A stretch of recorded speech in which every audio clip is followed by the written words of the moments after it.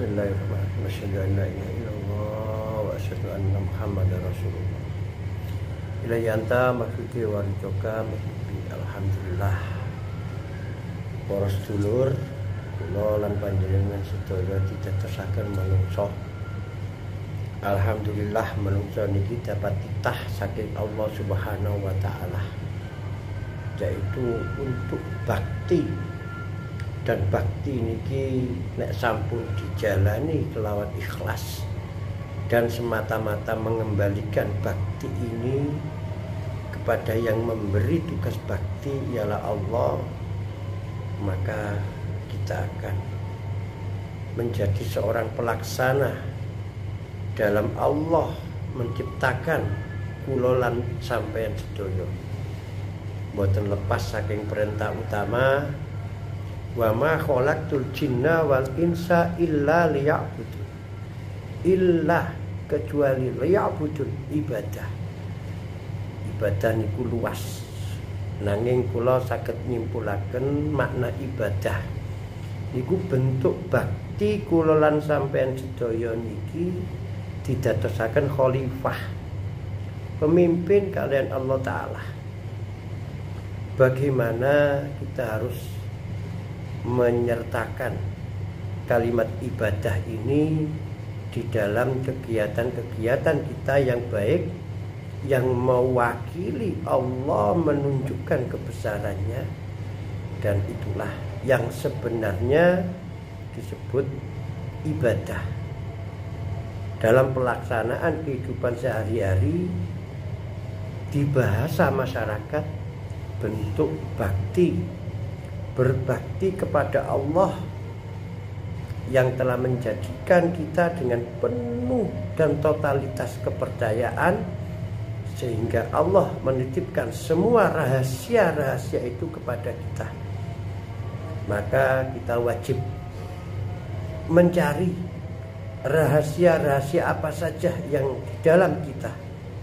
Kemudian kalau sudah ketemu, maka kita wajib mengembalikan rahasia-rahasia yang kita temukan, yang kita jadikan sebagai titipan-titipan Allah kepada kita. Maka setelah ketemu titipan-titipan tersebut, kita kembalikan kepada Allah. Secara umum dan garis besar, titipan Allah yang ada dalam diri kita ialah 20 sifat-sifatnya Allah yang ditanamkan dalam diri pribadi manusia dan diri jasad manusia. Itulah sebenarnya bentuk wa ma khalaqtul jinna wal insa illa liya'budun.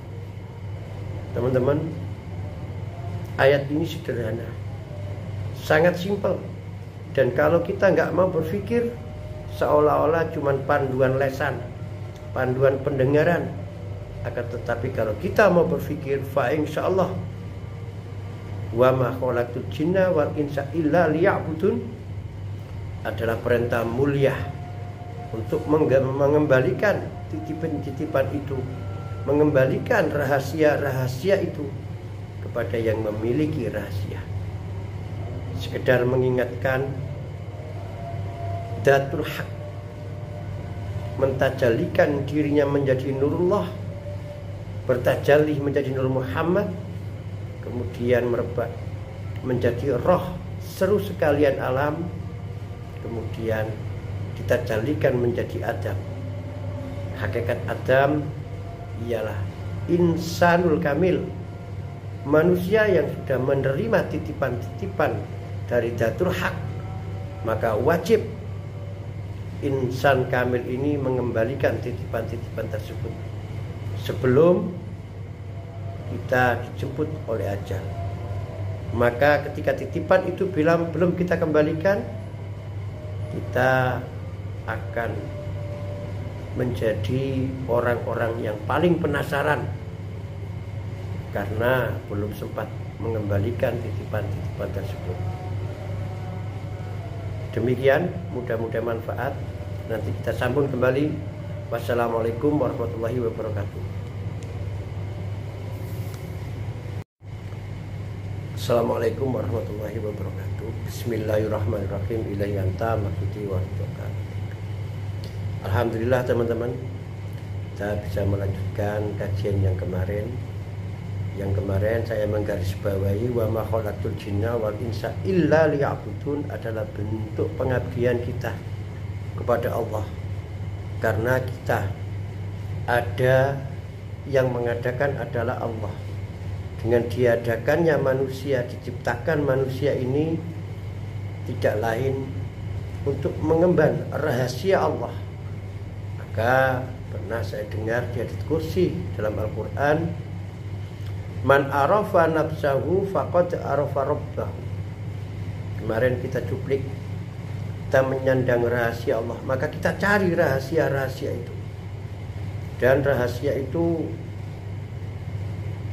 disimpulkan dalam 20 sifat yang wajib dimiliki oleh seorang Tuhan, wajib dimiliki Sang Pencipta, yaitu 20 sifat tauhid. 20 sifat wajib yang dimiliki oleh Allah ini dititipkan, dan ketika semua dititipkan, maka menjadilah segala bentuk kehidupan kita. Maka kita harus mencari. Ketika mencari, di situ kita sudah menjalankan ibadah, dan bentuk ibadah ini kita laksanakan dalam bentuk pengabdian. Maka mencari rahasia ini banyak sekali. Ada yang mencari rahasia Allah ketika bekerja, berarti mencari titipan-titipan Allah di bidang harta kekayaan yang bisa dihitung oleh nominal mata mulut kita. Mencari rahasia Allah di bidang ilmu, mencari Allah di bidang gaib dan yang lain sebagainya, itu adalah bentuk-bentuk ibadah, bentuk-bentuk pengabdian. Akan tetapi yang sering kita lupakan, jika kita mendapatkan semua rahasia-rahasia ilmu, harta, kajian-kajian yang lain, kegoib-goiban, itu kita akui sendiri.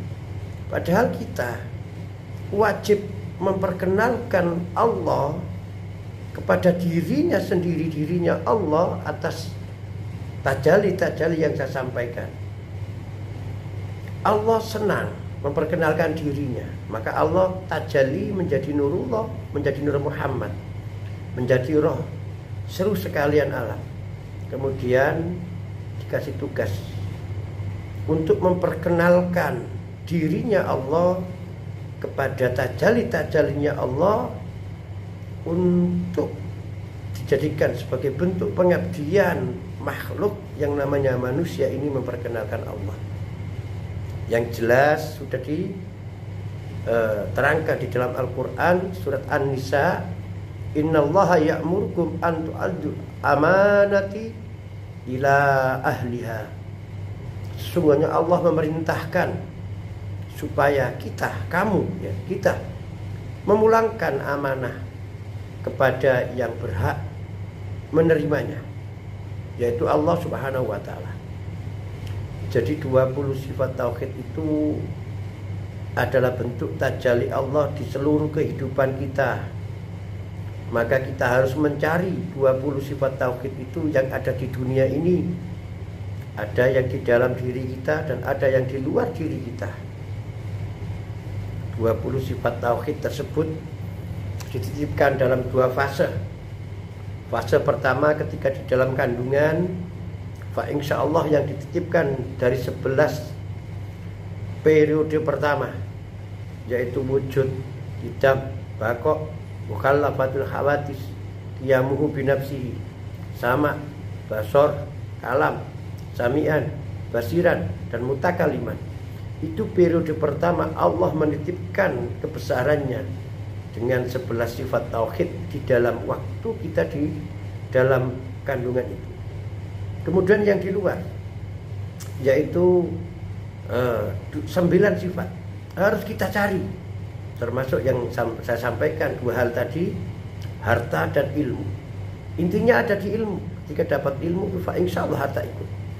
Akan tetapi setelah kita dapatkan rahasia di harta yang bisa kita hitung, ilmu yang kita pelajari, Kita kembalikan kembali. Ini yang namanya amanah. Apa periode kedua yang harus kita cari, dan kalau nggak kita cari, Allah tidak akan menitipkan. 9 yang harus kita cari di periode kedua penitipan itu ialah udrat, iradat, ilmu, hayat, qadiran, muridan, aliman, hayan, dan wahdaniyat. Ketika kita sudah mendapatkan yang 9 itu, maka bersatulah antara 9 dan yang 11.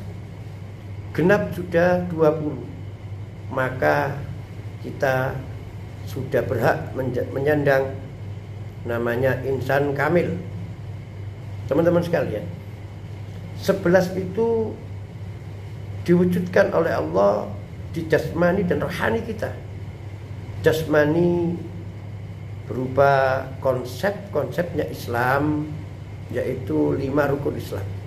Rohani, konsep-konsepnya iman. Iman atau rukun iman ada 6. Rukun Islam ada 5. 6 dan 5 menjadi 11. Itulah titipan Allah yang pertama. Jadi pada hakikatnya teman-teman, manusia ini adalah bersih, suci. Sudah iman, sudah Islam. Loh, kenapa kok ada yang menjadi murtad? Teman-teman sekalian, pertumbuhan jasad manusia tak lepas dari kebutuhan manusia sendiri. Dan kebutuhan manusia itu dikelola oleh nafsunya. Dan disinilah mulai adanya kemurtatan, kekufuran, bahkan sampai kekafiran. Karena mengikuti kebutuhan jasad dan lupa bahwa jasad ini adalah titipan. Dititipi iman dan Islam sebagai bentuk modal mencari yang 9. Kemudian yang 9 inilah akan dimintai pertanggungjawaban. Kalau 20 sifat tauhid itu adalah sifat yang bersih sucinya Allah, maka kita dititipi dengan suci dan bersih, maka mengembalikannya pun harus bersih dan suci. Kita dikasih keleluasan untuk memakai dan memanfaatkan, tapi jangan lupa untuk membersihkan. Contoh, kalau kita dikasih pinjam sepeda motor, pinjam baik, dititipi baik, kita pakai bersih, maka kita wajib mengembalikan segala titipan itu tetap bersih. Jadi teman-teman, bentuk 20 tauhid itulah rahasia Allah, dan rahasia ini wajib kita cari. Bila sudah mendapatkan rahasia ini, menemukan rahasia ini, secepatnya kita kembalikan. Jangan diakui itu milik kita. Itu semua milik Allah Subhanahu wa taala. Mudah-mudahan logika ini bisa membangun ilmu-ilmu yang manfaat buat saya pribadi dan panjenengan sedaya. Wassalamualaikum warahmatullahi wabarakatuh.